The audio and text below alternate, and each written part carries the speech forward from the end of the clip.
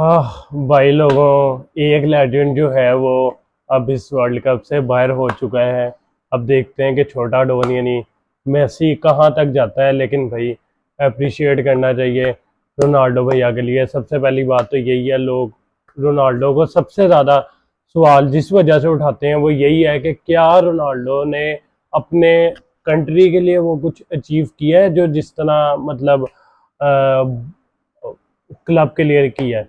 लेकिन देखो भाई, नेशन लीग पोर्चुगल को जिताई है, यूरो पोर्चुगल को जिताया है।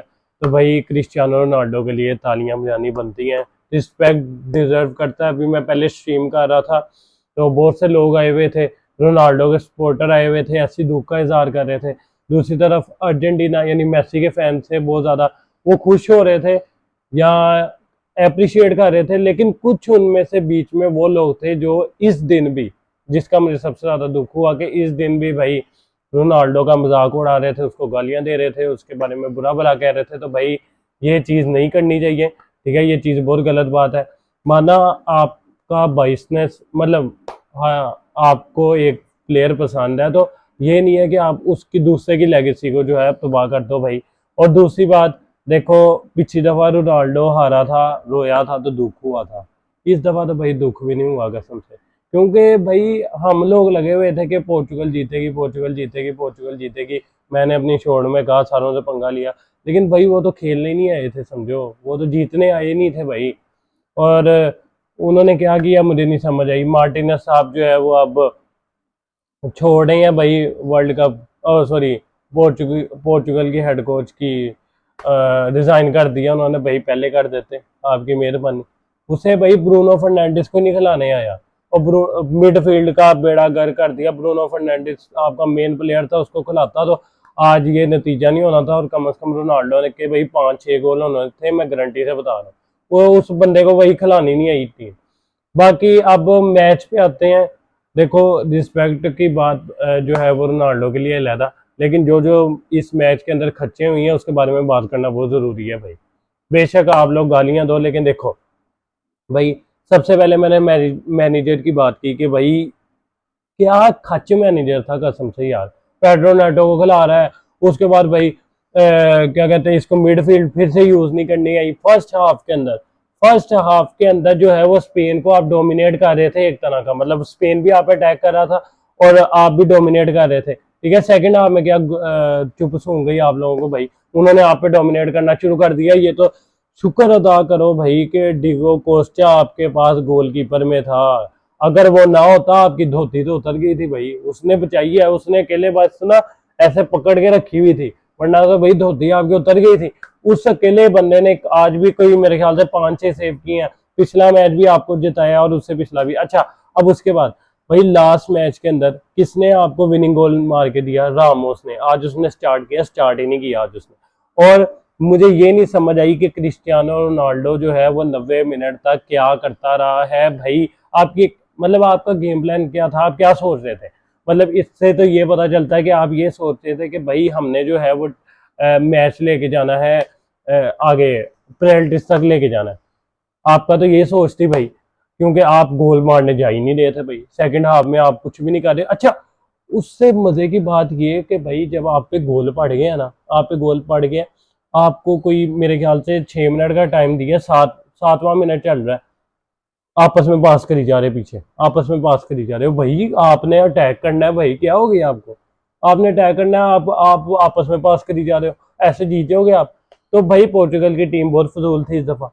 मतलब ऑन पेपर मजबूत टीम हो, लेकिन ना तो वो रोनाल्डो के लिए खेल रहे थे जैसे अर्जेंटीना के प्लेयर जो है वो मेसी के लिए खेल रहे हैं। दूसरा जो है आप कोच बहुत फजूल था, डिफेंडिंग बहुत गंदी की यार। नूनो मेंडिस की इतनी अच्छी गेम थी, नूनो मेंडिस इतना अच्छा खेल रहा था फर्स्ट हाफ में, उनके कीपर ने सेव किया। स्पेन के कीपर की क्या ही तारीफ करें, वो अलग बात है।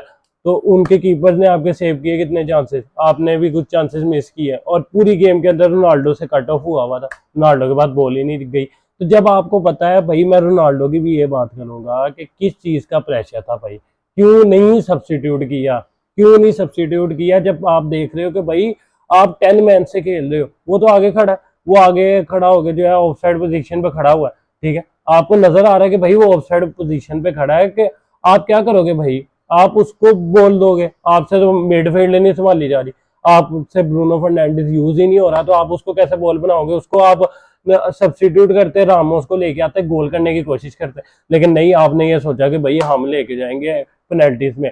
तो भाई उसने जो है वो 90+1 मिनट पे आके माइकल मरीनो ने गोल मार दिया। और इससे इसके साथ भाई स्पेन की टीम में जिसकी मर्जी तारीफ करो वो छोड़ो, लेकिन सबसे पहले वो फरहान टोरेस की तारीफ करनी पड़ती है भाई।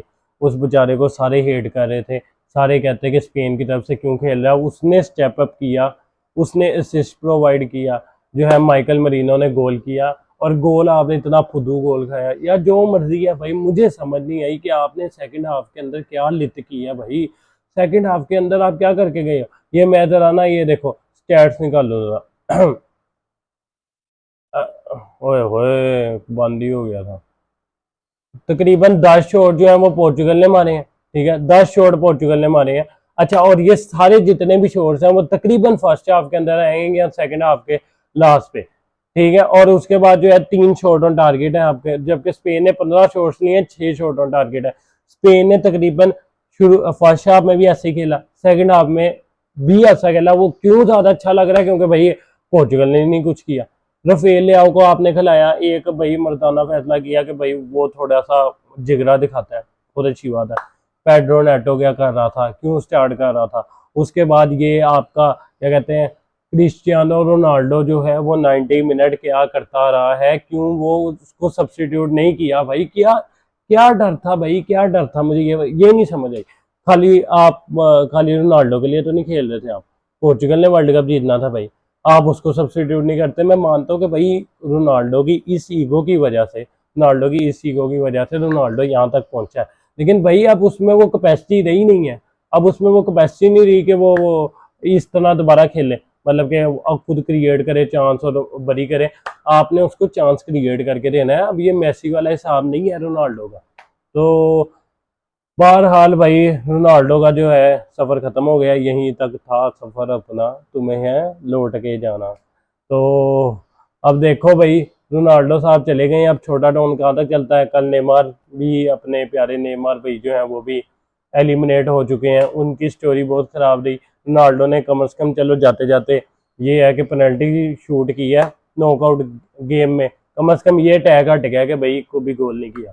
लेकिन इससे यार क्लियर डिफरेंस पता चल जाता है। मैं कोई अंडरमाइन नहीं कर रहा रोनाल्डो को, लेकिन इससे क्लियर डिफरेंस पता चल जाता है मैसी और रोनाल्डो का, कि कौन बेटर है। लेकिन आगे बहस है भाई, जिसको जो पसंद है उसको वो पसंद है, तो इसमें ज़्यादा बात करने का है नहीं। तो यार वीडियो को लाइक कर देना, चैनल को सब्सक्राइब कर देना। तो मिलते हैं हम दोबारा।